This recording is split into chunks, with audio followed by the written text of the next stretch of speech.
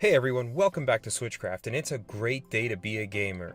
With E3 2018 looming, and Pokemon Switch news and rumors all over the place, I thought I would consolidate everything for those of you watching and listening to give you all of the information we have so far. There's a lot to go over, so I'm going to be running through these quick. Make sure you're paying attention. We don't know a hell of a lot about Pokemon Switch for certain, but now it's been almost a year since it was first revealed at E3 2017 that a mainline game would be coming to the console. From there, speculation began to run rampant, and while there was still a debate as to whether it's going to be an expanded port of Pokemon Sun and Moon or a whole new game altogether, we know that this game is going to be a core experience and not another spin-off like Pokken Tournament was. What would we like to see on Pokemon Switch? It's finally time to put to rest the graphical power of other handhelds like the 3DS, and at long last, get better animations and better graphics in general. While making the most of the 3DS and looking great in their own right, Sun, Moon, and their Ultra versions would be child's play for the Switch. It's time we got Pokemon teleported into 2018 and onto a system that is capable of rendering graphics like those that we see in Breath of the Wild and Xenoblade Chronicles 2. Speaking of updates, we're also going to have to see a major change to the user interface. Every Pokemon game since the DS has had the ability to use two screens. Now, Game Freak has absolutely been able to make this work in Pokemon versions before the DS, but I'm not sure I'm excited to go back to the more squished design of menus within menus on the same screen you're battling and exploring in. I believe that Game Freak has the opportunity to make use of the touchscreen here, to make it more ergonomic, on the go. But we still have a docked mode to consider, so they can't ignore making the menus easy to navigate holding the Joy-Cons or holding a Pro Controller. New Pokemon. This is another huge topic of contention and might be the subject of its very own video in the future. Should we get a game with all new Pokemon? Should we get all the Pokemon we know to date? Should it be those with extras added in?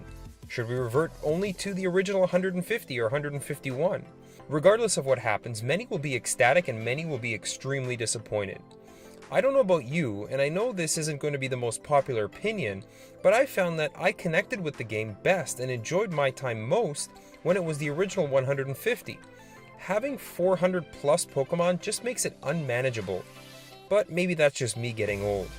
As for the most recent and reliable rumors, leaks began only a couple of weeks ago when industry insider Emily Rogers blogged that Pokemon for the Switch is set to be revealed before the end of May, and that it will, I quote, raise a few eyebrows. Hours later, an image was posted on 4chan that alleges that they had Pokemon Switch titles. These are Pokemon Let's Go Pikachu and Let's Go Eevee. It said that both games are set to return the player to the Kanto region, where Pokemon Red, Blue, and Yellow took place. In an interesting plot twist, the main characters in these versions, creatively named Red and Blue, will not be playable, and will instead be the main rivals that you ultimately end up facing off with.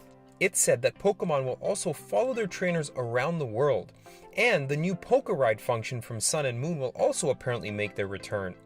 Later the next day, websites for Pokemon Let's Go Pikachu and Eevee were scooped up by the company CSC Corporate Domains, which also registered previous Pokemon websites.